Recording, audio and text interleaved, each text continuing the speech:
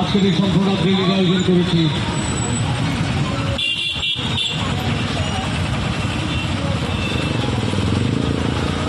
আগামী লোকসভা নির্বাচনে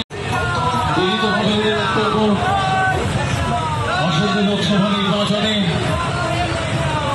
আপনারা বিজেপি মনোনীত প্রার্থী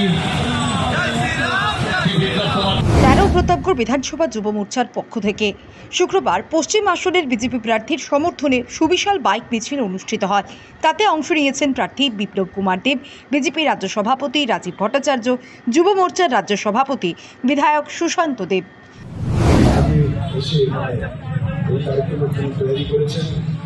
আমি সমস্ত প্রতাপগড়বাসীকে ধন্যবাদ জানাই। আমি আশা করি আপনাদের জোশ বিশ্বাস আগামী 19শে এপ্রিল মাননীয় প্রধানমন্ত্রী নরেন্দ্র মোদীকে দ্বিতীয়বার প্রধানমন্ত্রী বানানোর জন্য মানুষের আশীর্বাদ নিয়ে প্রচন্ড বহুমতের সঙ্গে আমাকে আপনারা লোকসভা পাঠাবেন।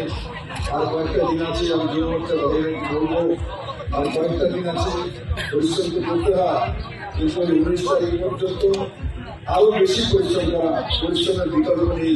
আর এই বয়সে পরিশ্রম করলে একদিন বিকল্প লোকেরা একদিন রাজীব ভট্টাচার্য হবে।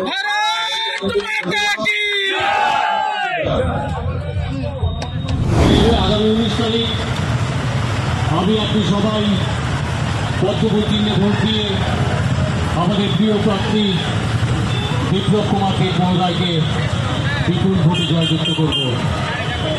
এই উদ্দেশ্যে